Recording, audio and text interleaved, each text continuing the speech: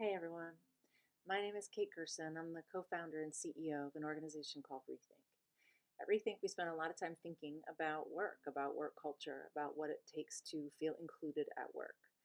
We've done a pretty comprehensive lit review um, and sort of research synthesis across multiple fields, including organizational psychology, clinical psychology, actually, interestingly, um, effective management theory, change theory, self regulation, gender and racial identity development, right? So we've looked across a variety of fields and have synthesized the knowing about what it takes to feel like we belong at work, what it takes to lead an inclusive work environment.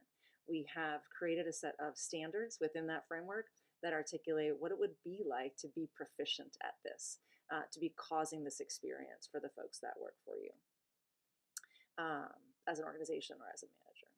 So, as a supervisor in a school context. So, I'm going to explain that framework to you quickly. The first of three domains is genuine concern. So, genuine concern is, do I feel like my supervisor cares about me, who I actually am? Do I feel like my supervisor knows what I value, knows what is important to me, knows what my lived experiences are, knows how I want to identify, how I want to be described, knows about the complicational sort of factors in my life, like what makes my life structurally different than other people's lives.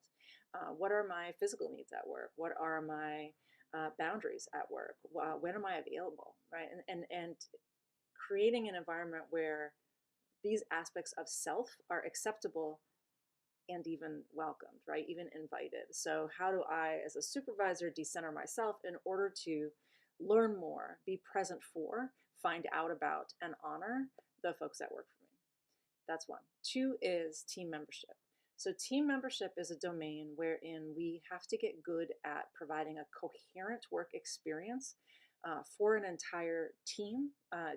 Or an entire organization, but in a manager perspective and a supervisor perspective, an entire team has to feel like they are working together in a coherent way, meaning functional, high functioning, right?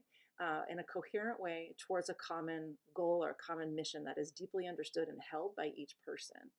Everybody needs to feel like they know what their job is. Like, does my job, does my role have integrity? Does it have stuff I know I'm not in charge of, stuff I know I'm in charge of? Does everybody on the team know what my job is? Are we all sort of, do we have roles that are interlocking and working together? And then finally, within team membership, do I have information I can trust?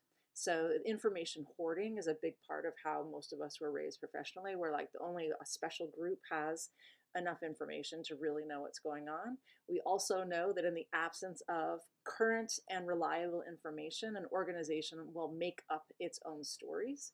And that rumor mill really starts to sort of decay trust and starts to really affect the extent to which people feel like they're being taken care of or not. We want to make sure that we're honoring the information flow folks need and the sense of job integrity and coherence in the team. Third domain is professional agency. Professional agency is, do I feel like I'm increasing in professional value while I work here? So do I have access to do I have access to networks? Do I have access to skills, to knowledge, to work experiences so that I get better at doing stuff and there's a longer list of stuff I know how to do and have done often by the time I leave here? Another big piece of this is access to power. So if I'm not in the room where it happens, do I have a relationship with someone who's in or near the room where it happens, right? Do I have someone here who really sees me and knows what I'm trying to accomplish in my career and helps me do so? So there's a lot of similarities actually in the research about adolescent psychology, what adolescents need in order to feel like they belong at school. We learned this in the 90s and aughts with a lot of the research that came out on small high schools.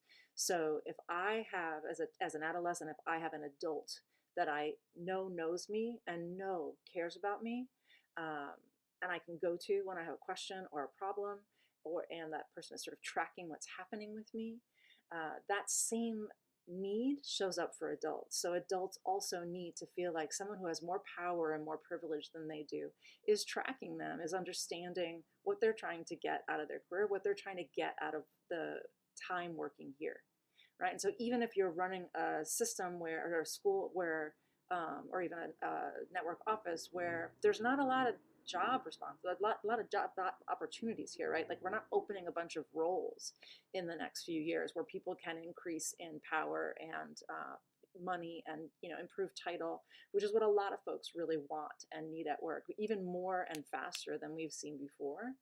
But what is true is that while those technical needs are what people are saying, what's really needed is to feel like I am increasing in value.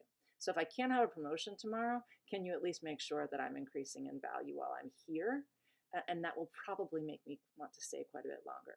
So these three domains, genuine concern, team membership, and professional agency, add up to a work experience where I feel like I want to stay longer, right? So this gets us to solve a lot of the retention problems we're seeing, and even a lot of the performance or quiet quitting stuff that we're seeing, right? Like, make me want to be here, make me want to work well and successfully and effectively here. Help me feel like I'm empowered, like I belong. And so, using those three domains and the standards within them, you're going to learn how to do this. You're going to learn how to cause this. Almost none of you know how to do it. It's going to be messy as you learn how to do it. Please note that this framework, it should not be weaponized, right? It should not be like, you're not providing this, you're bad, you're good. One last thing I want to say. You have all made wild commitments and profoundly important commitments for what you want to see in your network or your system for student outcomes. Right? We have all lived through generations of low performing schools, and I know each of you has taken on the responsibility of improving that. You are not going to reach those outcomes if you do not take care of the grown-ups too, right? So we have focused for so long on student outcomes without taking care of the adults. It doesn't work. It doesn't happen. So you won't reach those goals if you're not sort of shifting your priorities on where you put culture in your view of how to run and succeed at running your system. I look forward to hearing about how your learning goes, and I look forward to meeting every one of you as you work through this learning. Take care.